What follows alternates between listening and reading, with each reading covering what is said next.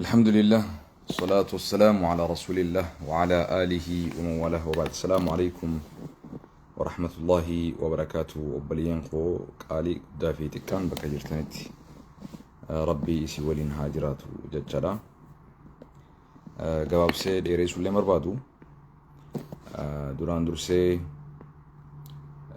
جيكون صافي ركولي سوشال ميديا هنرتي gamana fi gamas deemaa jirtutu akka falee nu gaddise callisuufis nu dhibe dubbachuufillee if eeggachaa dubbachuun dirqama waan ta'eef maaliif waa tolchinattis waa balleessuun akka nurraan argamne jechuudha. Gabaasuun jechuu barbaadu obboleessa kiyya Khadir Martuu bilbila keetillee si bilbileetiin dadhabe bilbila duurillee si bilbilaatiin hin kaastu bilbila haariyaa illee kalammadaa haadha manaa keetii haadha sabaa irraa hin fudhadhe sunillee si bilbileen ture hin kaastu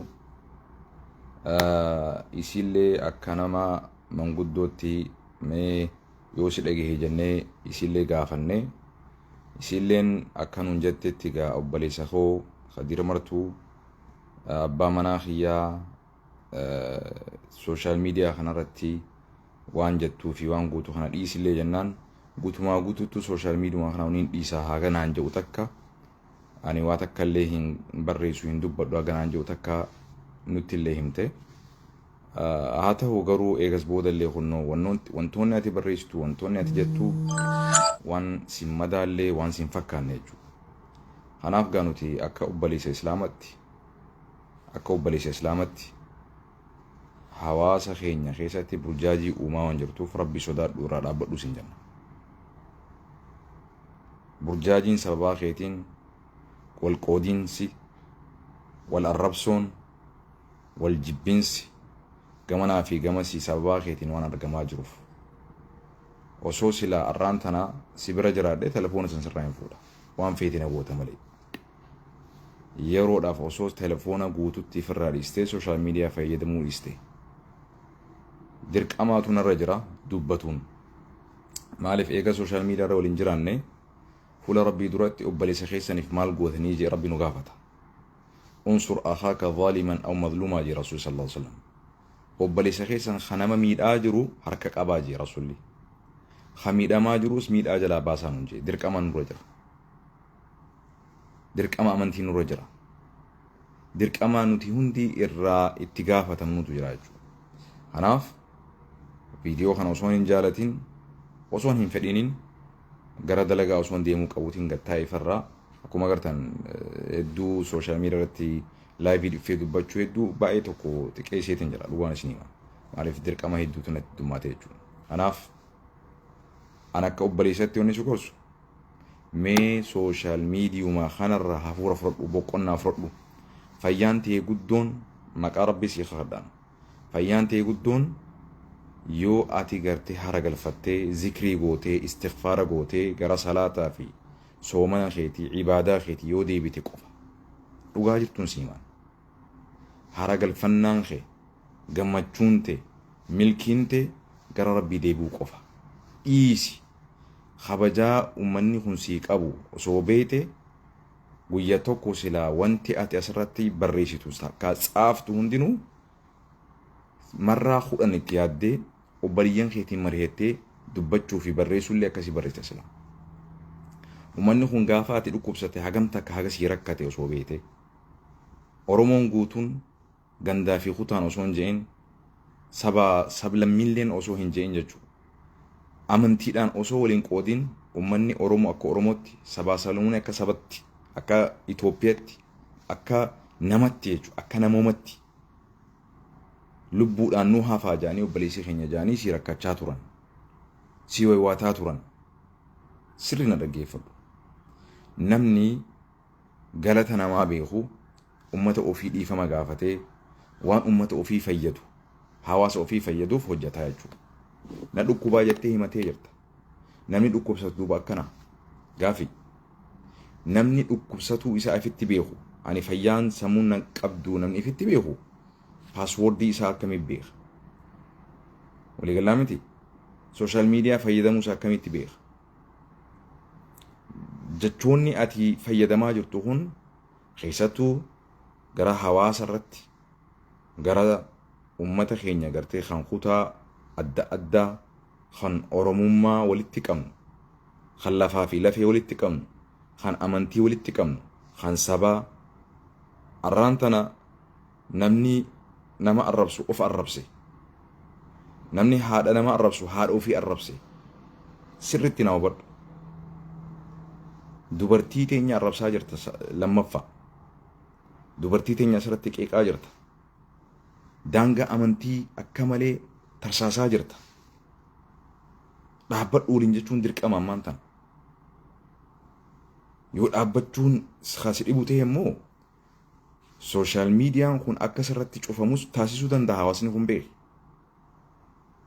Hawaasummaa ati gartee nin dheebodheef nin rakkadheef nin beeleef jettu kun yoo ati irraa nagee hin kennineef akka sooshaal miidiyaan fayyadamne si godhuu danda'a beeku.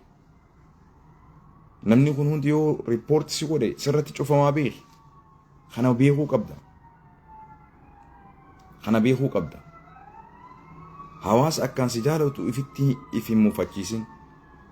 Haga xiqqoo gartee namni kun xiqqoo fayyaan qabu kiininaatu akkan isa godhe jennullee sadarkaa san bira amma uzrii san bira excuse san bira dabraa jirta. Daangaa akka malee tarkaanfachaa jirta. Waan namni dhugaadhaan dhukkubsataan fayyaan hin qabne hin goone godhaa jirta. Gara amantiitiin daangaa akka malee dabraa jirta. Gara hawaasummaatiin daangaa akka malee dabraa jirta.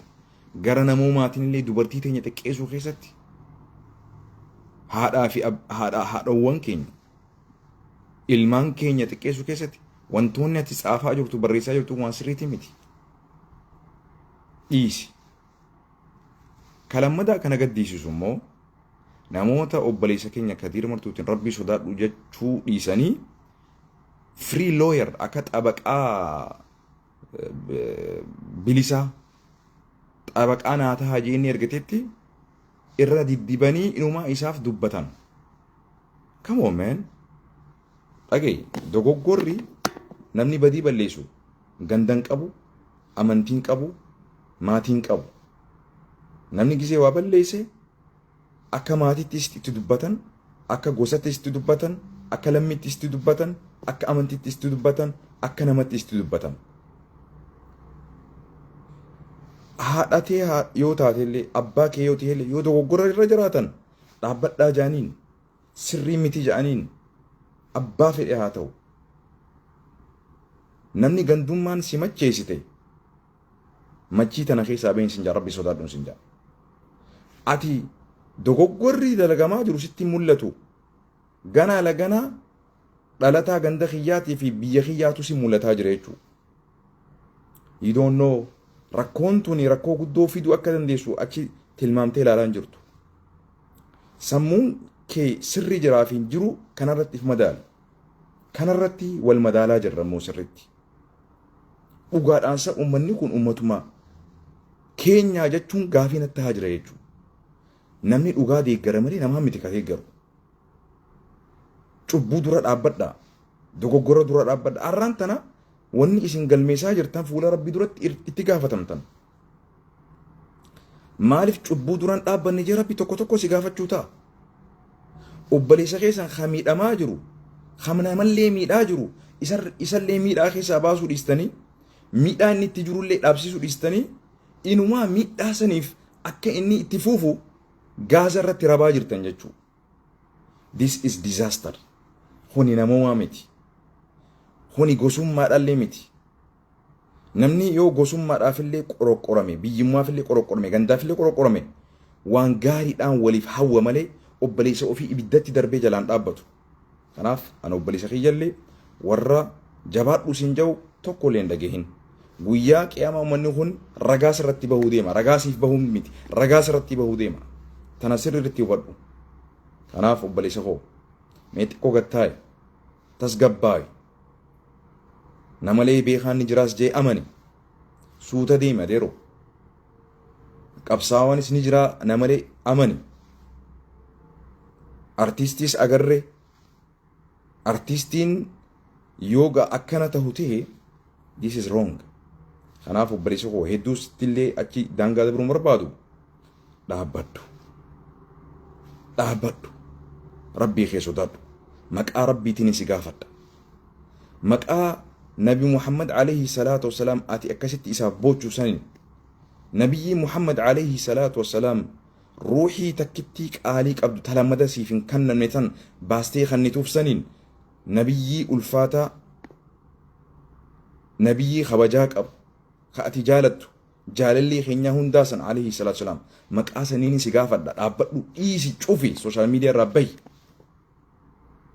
Gaafa dhugaadhaan na dhukkubaa yoo beete namni isa dhukkubuu beeku waan rakkoo keessa sana qundala guree ni beetaami na dhukkubaa beetaami dhaabbadhu dhiisi dhukkuba ummatatti hin kaasin sababaa keetiin arraan tana obbaliyyan lama ka wal jaalatan kaan si deeggaruun kaan si abaaruun kaan si faarsuudhaan addaan ba'uun hagam takka arraan tana nu dhibaa jira beetaa jaarsaa fi jaartiin sababaa keetitti wal dhabaa jirti.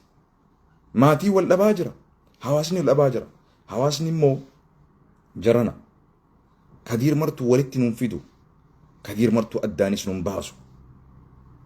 Rakkoon tatanaa olillee yoo dhufteellee jechoota keessanii fi gocha keessatti rabbi sodaadha.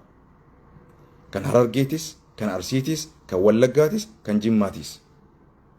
Arraan tana Harargeen Arsii, Arsiin Hararge, Wallagga Arsii, Arsiin Jimma, Jimmaan Wallo gara addatti baanuu qabnu maqaatu gargari malee maqaatu nu gargari malee nuti qaama tokko ummata tokko rakkoo tokko waliin qabnu biyya tokko waliin qabnu lafaaf lafee tokko waliin qabnu sirriitti hubadhu.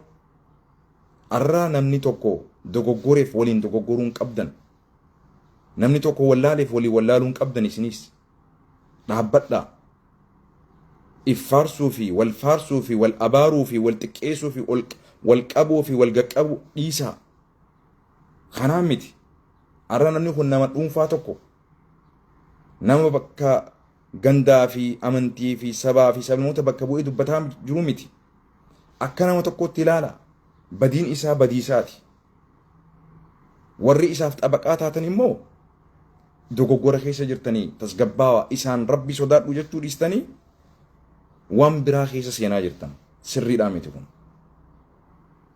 Kanaaf ulfaadhaa wayyoomaa dubbii tana osoo nurraa cuftanii gaariidha. Namni immoo obboleessa keenya dhiyaatan bakka jirtanitti osoo telefoona irraa fuutan fayyaan isaan guddaan telefoona irratti hidhaa qaba. Fayyaan obboleessa keenyaa itti fufuudhaaf nagee argatuudhaaf telefoona irraa yoo inni nageen arganne nageen argatu gurbaan kun telefoona irraa fuudha. Telefoona rabbitti haa bilbilatu. Hawaasa isaa rakkatee isaa beelawee isaa dheebotee isa jaalatu qalbii fittiin cabsin qalbii ummata irraan haftu. Qalbii ummata irraan haftu. Aalimaa fi beekaa fi sheekaa fi hawaasa guddaa kanarraan haftu. Rabbii gaditti hawaasa kanaan jirta adeero. Rabbii gaditti arra hawaasa namni kutaa tokko tuqe Oromoo fi Oromiyaa guutuu tuqe. Itoophiyaa guutuu tuqe. Afrikaa guutuu tuqe. Talammada warri abaluu sarara diimaa abaluu akkasii abaluu walii jettanis dhaabbadhaa garte. Isin ka dubbii uwwisaa jiru. Isin ka fitnaa kaasaa jiru. Isa ummanni isin quwan qabu ummanni isin kaan sarara diimaa maal diimaa jettaniin sun gandaaf hin dhalanne saba bira dabree Afrikaa bira dabree addunyaaf bu'aa buusaa jira. Hayyoonni keenyaas abbootiin qabeenyaa keenyaas hundinuu gandaa fi miti ganda isin odeessanii hin beekanii isaan dhageenutu hin beekan gandaa fi isin gandatti gannu deebistanii namni eega achi deeme come on namni eega gubbaa kana bi akkamitti gad bu'a gandatti dhalannee malee gandaaf hin dhalannee jechuuf if wallaaltanii namni gandatti dhalatee malee gandaaf hin dhalanne hagandaatii miti tokkoon keessan hagandaatii miti kanaaf beekaa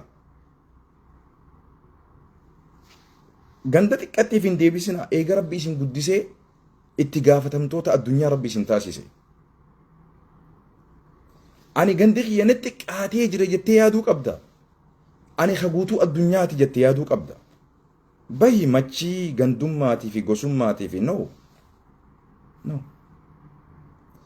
Sadarkaan itti yaaduu qabdu sadarkaa guddina addunyaatti itti gaafatamummaa na jira malee hoxxee ganda xiqqaa tokkoof itti gaafatamaadha jettee if xiqqeessuun qabdu. Gandi ati yaaddu kuni ganda guutuu addunyaatu itti abbaadha yaaduu qabdaati. Kana rabbiin kasi godheeti. Ulfina akkasii qabda fitti beeri. Walii gallaa miti. Gosti ati lakkaawwattu, gandi ati lakkaawwattu natti xiqqaataa jechuu qabda. Ani ha biyya guutuuti, ha addunyaa guutuuti, ha Oromoo fi sabaa sablammootaati, ha guutuu Afrikaati, ha guutuu addunyaati. Sadarkaa sanii yaaduu qabda. Kanaan sinjaa ulfaadhaa galatooma obboleessa keenya Rabbi haa fayyisu, Rabbi nu haa qajeelchu. Dubartii teenyarraayis wanni ati tsaaftu, wanni ati barreessaa jirtu sirriidhaan miti dhaabbadhu. Ilmaan xixiqqaati qabduutu waan kana daawwata. Har'a namni miilaan kufee mucucaate yoo cabe deebisuu danda'a miila cabe san. Namni arrabaan kufee cabe immoo deebisuun nama dhiba. Walii gallaa miti. Jachi arrabni kee kun haga ati irratti qabdu siituu itti mootii siituu itti abba.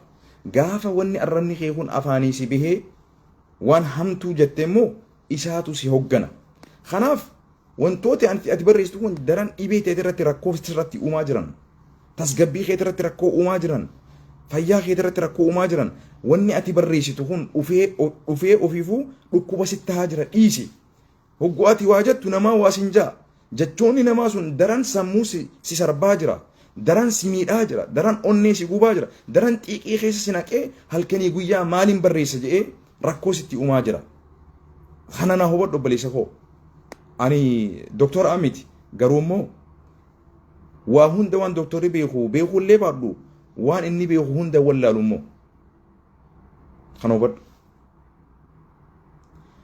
Dhiibbaa wanni si godhaa jiru wantoota ati barreessitu. Gisi ati barreessitu koomantiin sirra barreeffamu daran xiiqii keessa si naqaa jira. Dhiisi. Eega fayyaan qabu jette namni fayyaan qabne wal'aansa barbaaddata. Wal'aansi kee tokko immoo sooshaal miidiyaa irraa ati nagee argatu hafuura fudhatu. Namni fayyaan qabne paaswoordii akkamitti beeka? Namni fayyaan qabne wantoota namni fayyaa qabuu hin yaadanne akkamii yaadattee barreessitaati? Gaafidha. Sun rabbiitu beekaa jechuudha. Kanaaf yoo dhugaadhaan na dhageessu taate, yoo akka obboleessa Islaamatti, yoo akka nama tokko guyyaa tokko gurbaan kun hadiisa hima jettee kana dhageessu taate arraan tanaan si kadhadha maqaa rabbiitiin. Si kadhadhe. Yoo diddee immoo hawaasni akkasi jaalatu kun guyyaa tokkotti sooshaal miidiyaa sirra cufuu danda'a. Kana beeki. Nageenyaa jiraadha turtii gaarii. Assalamu alaikum warahmatullahi wabarakatuh.